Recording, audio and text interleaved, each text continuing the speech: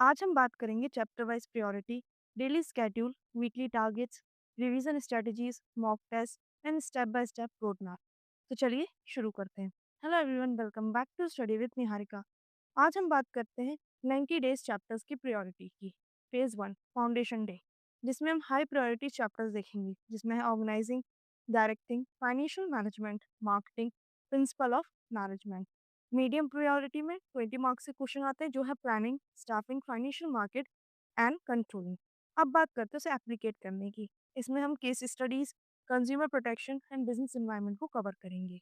And third page आता है perfection का, जिसमें हम sample papers, PYQs, mock test और आंसर राइटिंग की प्रैक्टिस करते हैं। अब आपका डेली स्टडी स्केड्यूल क्या होना चाहिए? मिनिमम 4 आवर्स, जिसमें आप सुबह उठ के 6 से 6:30 बजे के बीच में थ्योरी रिवीजन कर सकते हैं। 6:30 से 7:30 को पीवाईक्यूज की प्रैक्टिस कर सकते हैं। सुबह 8 से 9 के बीच में केस स्टडी सॉल्व कर सकते हैं।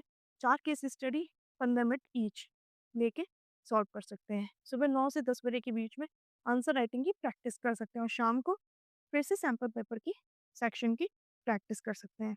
एंड वीकेंड्स में क्या कर सकते हैं आप? फुल सैम्पल पेपर प्लस उसका एनालिसिस। ये हो गया आपका वीकली टारगेट, जिसमें 5 chapter plus 20 case studies plus 2 sample paper. अब 90 डेज का वीकली ब्रेक डाउन करते हैं। वीक 1 एंड 2 में क्या करना चाहिए? Organizing plus principle and directing plus marketing chapter. Week 3rd and 4th में financial management, planning, staffing plus financial market. Week 5 to 8 के बीच में क्या होना चाहिए? Week 5 controlling plus consumer protection. Week 6 business environment plus case studies. Week 7 mix PYQs plus answer writing. Week 8 sample paper, जिसमें 4 sample paper पूरी तरीके से कंप्लीट करने हैं। वीक 9 टू 13, वीक 9 में 3 सैम्पल पेपर्स पर week plus analysis. And week 13 में financial revision and mock test के बारे में हमें पूरा रिवीजन करना है। अब बात आती है हाई स्कोर आंसर राइटिंग की, कि उसकी डेली प्रैक्टिस कैसे हो।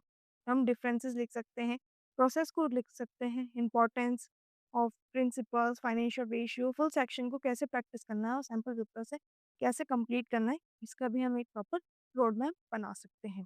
तो इस आज हमने बात करी mock test, sample paper strategies की, और फाइनल में मार्क्स कैसे अचीव किए जाएँ। सबसे पहली बात है, पोस्ट टेस्ट एनालिसिस ज़रूर करना चाहिए। अगर रॉन्ग आंसर आ रहे हैं तो चैप्टर को रिवाइज़ करना चाहिए। प्रेजेंटेशन को इम्प्रूव करने के लिए उसका फॉर्मेट हमें डे टू डे बनाना चाहिए। टाइम मैनेजमेंट क्या है, उसके लिए हमें स्पीड प्रैक्टिस करनी चाहिए। एंड वीक चैप्टर्स की प्रायोरिटी हमेशा बाद में करनी चाहिए। पहले हमें अपने जो स्ट्रॉन्ग है उसे कंप्लीट करना चाहिए, पूरा बेस मजबूत करना चाहिए। तो फिर ये रही आपकी एग्ज़ाम डे किट। इसमें आपको pen, pencil, scale, watch, admit card लेके ज़रूर जाना है। प्रोग्रेस की ट्रैकिंग करनी और मोटिवेशन हमेशा बनाए रखना चाहिए। डेली 4 घंटे पढ़ाई करो, आपके 95 प्लस मार्क्स बिल्कुल कहीं नहीं जा रहे हैं। तो हम अब बात कर ली schedule, chapter priority, mock test strategy, and कल हम बात करेंगे आंसर राइटिंग प्रैक्टिस की। तब तक के लिए keep learning, keep growing. Thank you.